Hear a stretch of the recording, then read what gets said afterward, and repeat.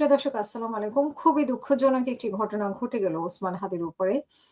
এমনটা কাঙ্ক্ষিত না থাকলেও এই ধরনের আভাস পাওয়া যাচ্ছিল। তফসিল ঘটনা ঘোষণার পরপরই এরকম অনেক ঘটনা ঘটবে। কিন্তু হাদিকে দিয়ে কেন শুরু? হাদি কেন টার্গেট হলো?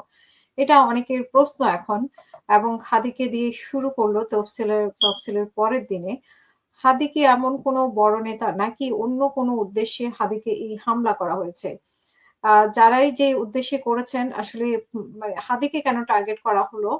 সেটা নিয়ে নানা প্রশ্ন আছে। কিন্তু আমরা যদি নিউজটি দেখি আজকে, রাজধানীর মতিঝিল থানা এলাকায় গুলিবিদ্ধ হয়েছেন ঢাকা ৮ আসনের স্বতন্ত্র প্রার্থী ও ইনকিলাব মঞ্চের মুখপাত্র শরীফ ওসমান হাদি। শুক্রবার দুপুর ২টা ২০ মিনিটের দিকে থানার বিজয়নগর কালভার্ট রোড থেকে রিকশাযোগে যাওয়ার সময় তিনি গুলিবিদ্ধ হন। এই সময় অজ্ঞাত দুর্বৃত্তরা মোটরসাইকেলে এসে তাকে লক্ষ্য করে গুলি করে পালিয়ে যায়।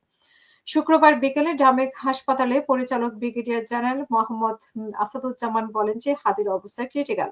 তার মাথার ভেতরে গুলি আছে এবং বর্তমানে অপারেশন থিয়েটারে তার সার্জারি চলছে। হাদিকে লাইফ সাপোর্টে রাখা হয়েছে বলেও জানানো হয় এবং হামলার ঘটনার সময় হাদির সঙ্গে থাকা মেজবা বলেন যে জুমার নামাজ শেষে বিজয়নগরের কালভার্ট এলাকায় কাছে রিকশায় যাওয়ার সময় দুজন মোটরসাইকেলে এসে হাদিকে লক্ষ্য করে গুলি ছোড়ে এবং গুলি করার পর হামলাকারীরা দ্রুত এলাকা থেকে পালিয়ে যায়। পরে হাদিকে রিকশাতেই হাসপাতালে আনা হয়। ঢাকা মহানগর পুলিশ ও গণমাধ্যম ও জনসংযোগ বিভাগের উপকমিশনার মোহাম্মদ তালেবুর রহমান জানান যে বেলা ২টা ২৫ মিনিটে একটি মোটরসাইকেল যোগে দুর্বৃত্তরা আসে এবং মোটরসাইকেল থেকে হাদিকে লক্ষ্য করে গুলি ছোড়ে। অপর একটি সূত্র বলছে যে ৩টি মোটরসাইকেলে ৬ জন দুর্বৃত্ত ঘটনাস্থল থেকে পালাতে দেখা গেছে। একটি গুলি হাদির কানের পাশ দিয়ে মাথায় ঢুকে আটকে যায় এবং ঘটনাস্থল থেকে হাসপাতালে চিকিৎসা শুরুর আগ পর্যন্ত ব্যাপক রক্তক্ষরণ ও মাথার ভেতরে গুলি আটকে থাকার হাদির অবস্থা সংকটজনক। আসলে হাদি বেঁচে ফিরবে কিনা সেটা এখন অনেকটাই মিরাকলের মতো। যেহেতু মাথার ভিতরে গুলি গিয়ে আটকে ছিল এবং প্রচুর রক্তক্ষরণ হয়েছে। এখন মানে কঠিন একটা পরিস্থিতির মধ্যে আছে।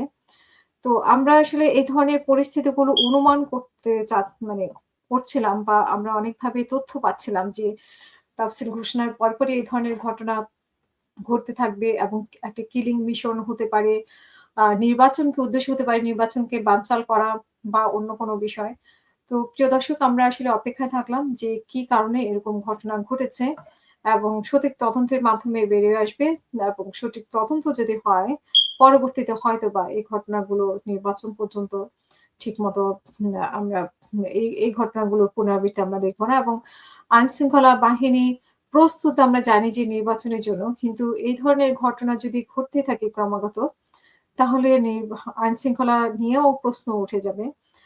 তো সেই ক্ষেত্রে নির্বাচন নিয়ে প্রশ্ন উঠবে যে একটা নির্বাচন হওয়া সম্ভব কিনা? কারণ নির্বাচন যত ঘনিয়ে আসবে তত পরিস্থিতি অনেক বেশি জটিল হতে থাকবে।